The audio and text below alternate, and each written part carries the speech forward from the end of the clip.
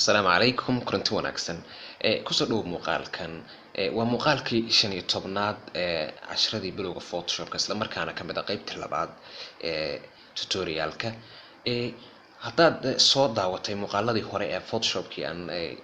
kasoo hadlaynay dabcan waxaan soo aragnay features fara badan oo Photoshop ku leedahay isla markaana qofka userka ama qof ku shaqaysanaya u suurta gelinaysa inuu wax badan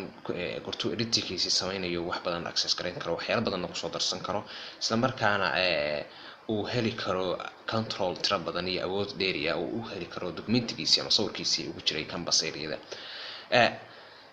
muuqaalkan waxaan ku eegi doonaa Photoshop maadaama ay featureska tirada badan lahayd haddana waxaan wali kasii hadlaynaa oo si wadna waa featureska Photoshopka waxaan muuqaalkan si gaar ah ugu eegi doonaa color adjustment marka la sameynayo ama color documenti marka color laga bedelayo oo colorskaas aan ka bedelayno inagoo u isticmaali doonaa color adjustment tira badan oo Photoshop ku leedahay qayb kamid ah ama inta ugu muhiimsan baan si gaar ah u eegi doono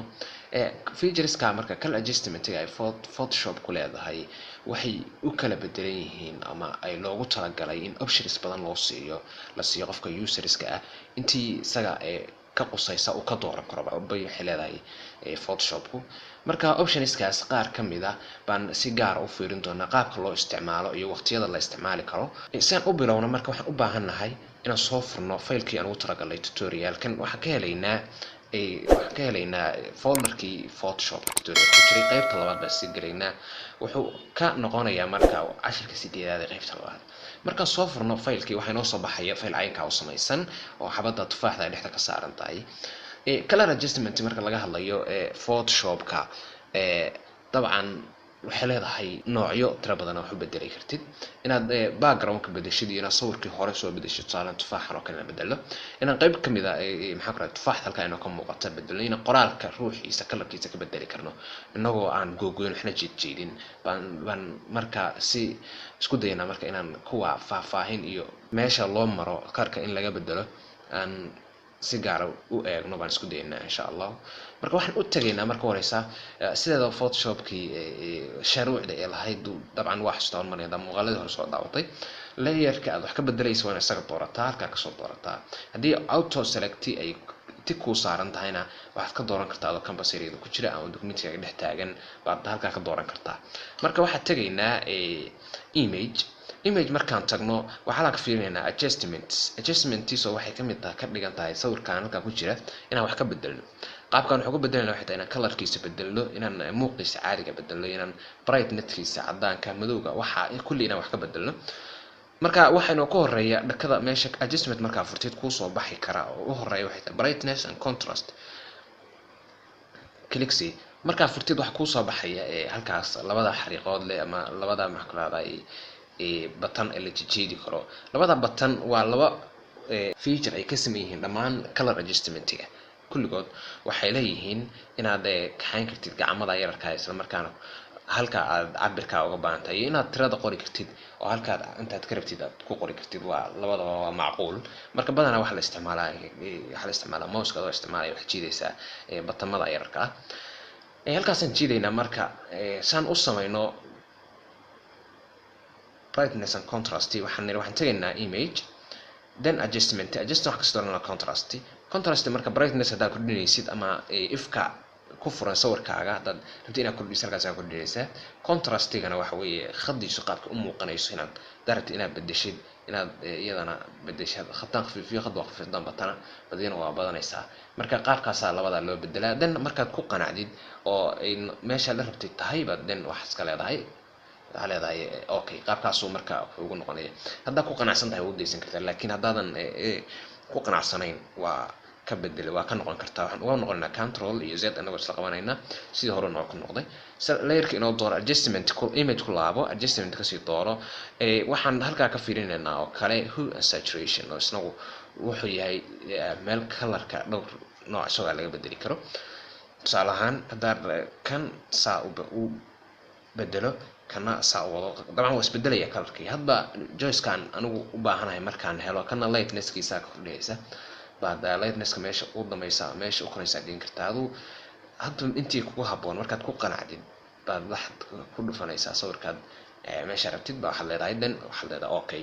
qaabkaasa marka isagana uu samay uga bedeli kartaa oo halkaa jooga ina ka celi control z dheh. waxaan ku noqonaa marka adjustment. haddana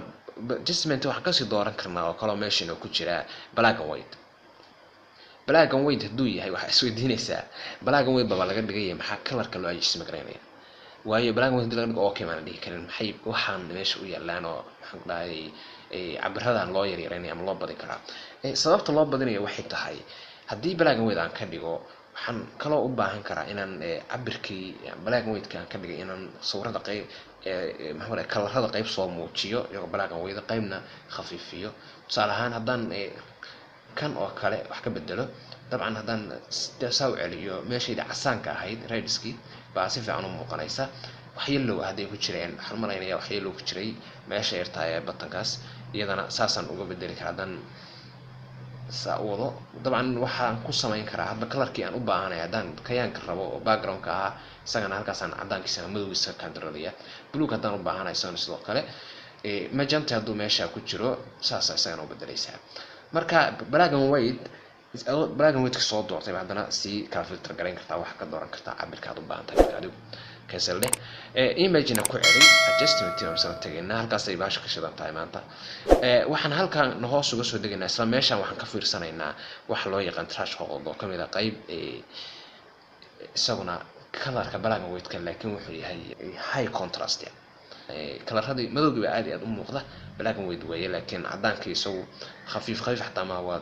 totally waa full madowgana waa full. marka halkaas isagana ka adjust garan kartaa daba baahan tahay ana qayb kamid ah soo saartid documentigi iyadoo madow aad tahay soo saar kartaa daartinaan kulli soo wada saartidna aad soo saari kartaa. marka qaabkaas aad adoo isticmaalaya baad wax ka bedeli kartaa halkaana. waxa kaloo isla meesha ku jirta wax la yiraahdo mid kulligood ka duwan oo selective color la dhaho. tusaale ahaan haddaan u baahdo inaan buluugaas oo kale kalarkiisa gooni u bedelo anoo inta kale wax ka bedelin aan isagana isticmaali karo. waxaan tagayaa imagesna adjustment baan ka dooranaya markaasaan halkaa waxaan ka fiirsanayaa selective. waa kan selective color ka soo baxay. marka waxaan dooranaynaa tusaale ahaan kan oo kale aan u baahannahay kayaan halkaa ma ka dooranay kayaanka oo kale markaan doorano baan isaga wax ka bedelaynaa. marka isaga haddaan wax ka bedelayno waa inaan halkaa un qaabkaas kala uga dhigi karnaa noocaasaan wada karnaa balaagisan aduu qaabkaas u bedesay waa isagii baan dooran. haddaan casaanka doorto tufaax inteeda badan ay tahay ka waran waa wadaya casaankii waa isbedelaya dabcan u fiirso haddaan wax ka bedelo saasuu noqday kana saasuu qaabkaasa u bedeli kartaa adigii baa choice-ka iskale laakiin mar walba waxaad halkaa ka dooranaysaa kalarkaa rabtid inaad bedesheed. haddaan cagaarka bedelayo greenka dabcan wixii green unbaa isbedelaya caleentaa si fiican u fiiri isbedelaysaa wata kalarkeeda caleenta aad isu bedelaya maadaama ay iyadu inoo dooran tahay. marka waxay kuu suurtagelinaysaa hadba kalarkaa dooratid inaad wax ka bedeli kartid oo choice-ka aad ka samayn kartid. kaasna waxa weeye qayb kamid ah color adjustment. haddaan u baahdo ka hor inaan bedelo qayb kamid ah colorskan halkaa ku jira kan oo kale haddaan ama ka jaalahaas oo kale haddaan rabo ama madowgaas kale inaan bedelo color replacement baa isaguna meesha ku jira aan ka maqnayn. adjustment waa tegaysaa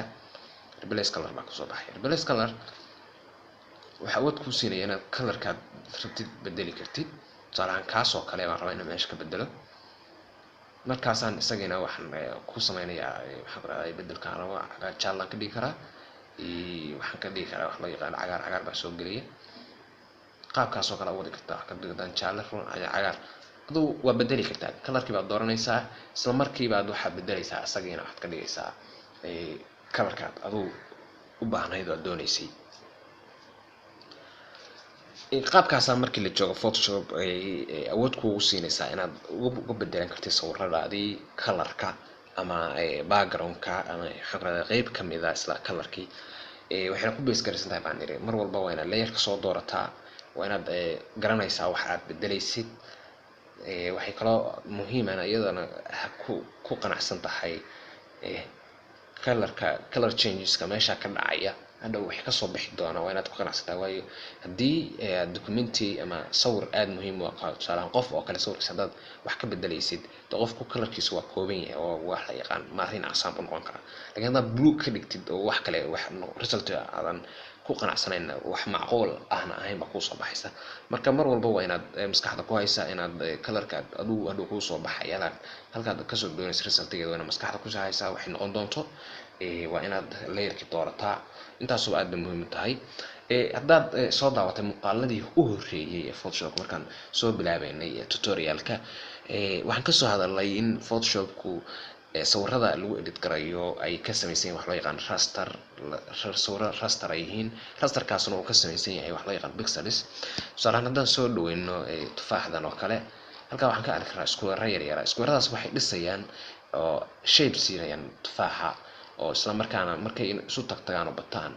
ay inoo muuqanaysaa tufaaxdii. haddii ay bataanna sawirkii quality-giisa badan yahay haddii ay yaraadaanna sawirka quality-giisa waa yaraanaysaa. marka raster imageska waa sawirada qaabila adjustment inaad ku samaysid oo colorkiisa bedeshid isla markaana aad wax ka goysid waa sawirka ka qaabilaya waxa weeye sawirka la yiraahdo raster image waana sawirka pixels ka samaysan. waxaa jira qayb kale oo isla sawirada loo isticmaalo maxaan ku rahday Photoshop gudaheeda wax lagu edit garayo kamid laakiin aan ahayn raster image oo la yiraahdo smart objects kaas waxay yihiin sawiro kuwan rasterka ka quality fiican isla markaana aadan ku samayn karin adjustment. tusaale ahaan hadda layerskana documentiga aan joogno aad si fiican u fiirisid waxaa la ku jira wax loo yaqaan smart object. haddaan viewgiisa soo celino tusaale smart object aan isku muuqda haddaan viewgiisa maxaa dhahay visibilitygiisa soo saaro waxaa la kaaga muuqda tufaax kale nooc kale oo ku soo baxday oo sida tii aan kor saarnay marka ku aadinay awal naga qarsan hadda soo saarnay. marka tufaaxan waa smart object waxaa ku garan kartaa haddaad si fiican u fiirisid layerska si gaar ahaan u sii fiirisid layer thumbnailka ama layer iconka wax kaaga muuqanaysa in uu ka duwan yahay kan oo tufaaxdii hore aan markii hore adjustment ku sameynaynay ay leedahay iconka caynkaas isaguna iconka leeyahay amudin fileka halka kaaga muuqda. marka smart object waxa lagu gartaa wuxuu leeyahay filekaas wuxuuna caan ku yahay inuu kan kale ka quality badan yahay oo haddii ay xataa ay yaraysid aysan waxba gaarayn oo halka ku haynayaan pixelski. smart object marka haddaan tagno adjustment dan image adjustment ka sii doorano wax active ma laha kuma bedeli karo maxaa ku dhahay wax kala sababta uga bedeli weynay smart object waxay yihiin iyo waxay kaga duwan yihiin rasterka kulliba waxaan ku qaadan doonaa muuqaalka ku xiga oo aan si gaar ah ugu eegi doonaa smart objects iyo qaabka loo ilaashado objectiga documentiga ka kooban resolution-kooda inay pixels ka dhumin aan si gaar ah ugu eegi doonaa. marka waa inoo koonto damo xiiso leh.